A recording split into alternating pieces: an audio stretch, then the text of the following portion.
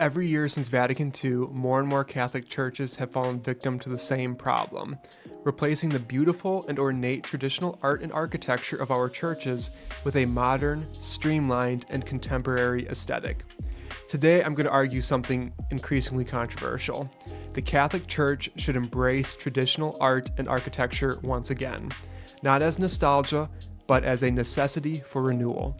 But to understand why, we first need to understand how we got here. This shift wasn't random. It was driven by several converging forces. The Vatican II Council emphasized active participation of the laity in the Mass. This led architects to redesign churches so that the altar was closer to the people, the congregation surrounded the liturgical action, and for visual simplicity, to replace ornate symbolism.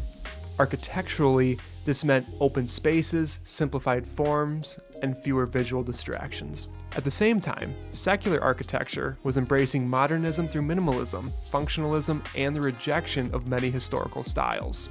These ideas carried over into church design, often treating the building as a functional shell for liturgy rather than a sacred symbol. Contrary to popular belief, Vatican II never mandated abandoning tradition. In fact, the Council explicitly stated that new forms should grow organically from forms already existing. Yet in practice, many parishes adopted radically new designs, which has led to abstract art, unconventional layouts, and the loss of sacred imagery. The Church, like many institutions, was responding to a rapidly changing world, which was embracing a post-war optimism, faster technological progress, and a desire to engage a modern society.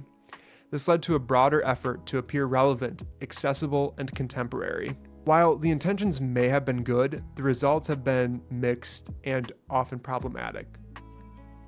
Traditional churches were designed to lift your eyes upward, create a sense of awe and transcendence, and visually communicate heaven. Modern designs often prioritize function over transcendence, leading many of us to feel like this isn't really church anymore. Historically, churches were catechetical tools. The stained glass told biblical stories, statues embodied the saints, and the building's architecture communicated cosmic order. Modern minimalism often strips away this symbolic language, resulting in a less expressive faith. Traditional architecture developed over centuries because it worked. Gothic equaled vertical transcendence, Romanesque represented the permanence and solidarity of the church, Baroque presented the glory in the divine drama. Modern styles often lack this accumulated meaning. Even critics of modern architecture note that it can all appear a bit too disorienting, abstract, or lacking in a visual hierarchy. It's just all a bit bland and uninspired. Despite decades of modern design, there is clear evidence of a renewed interest in tradition. Younger Catholics, especially those who are currently rediscovering their faith, are becoming more drawn to the traditional liturgy, sacred art, and historical continuity of the Catholic Church. This is all reflected in the growth and popularity of things like Latin Mass, traditionalist movements, and sacred architectural institutes. Studies on church design suggest architecture often influences prayerfulness, feelings of transcendence, and increased emotional engagement. Traditional churches are intentionally designed to remove you from the ordinary and place you in a heavenly realm. That's not accidental, it's theological. Across many cultures, people consistently respond to symmetry, ornamentation, and natural resources. A beautiful church should need no explanation. Look at the geographical center of Catholicism, the Vatican. Every square inch of St. Peter's Basilica is covered in the most beautifully detailed painted frescoes, marble statues, and intricate patterns and designs. When I was there not too long ago, it was all a bit overwhelming, as it should be. Catholicism is not just a belief system, it's a historical embodied tradition. When architecture becomes indistinguishable from a community auditorium or the waiting room at a doctor's office, it weakens its identity. This isn't about rejecting modernity entirely. It's about recovering what was lost. Architecture is theology set in stone. Church buildings teach what we believe about God, what we believe about the Mass, what we believe about heaven. Traditional architecture communicates transcendence, order, and sacrifice. Modern architecture often communicates community function and simplicity. Both of these do matter, but they are not equal. Beauty also evangelizes. Historically, beauty has been one of the church's greatest tools. The cathedrals, the music, the iconography. People don't convert to concrete boxes. They convert because they encounter the transcendent at church.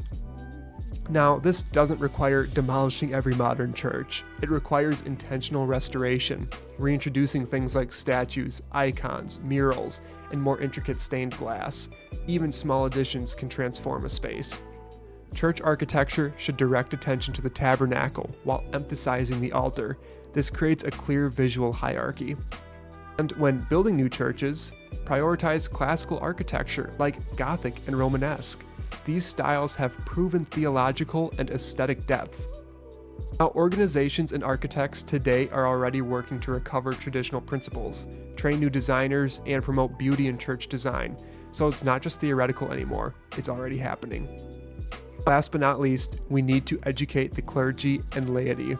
Many poor design decisions come from a lack of awareness, budget constraints, and misunderstanding what Vatican II meant. Education is what's key to long-term change.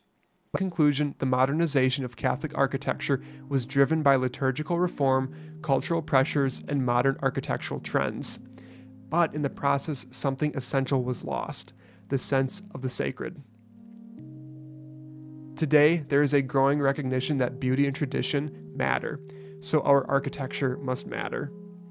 The path forward is not reactionary, it's restorative, because if the church truly believes that the Mass is heaven on earth, then our churches need to look like it.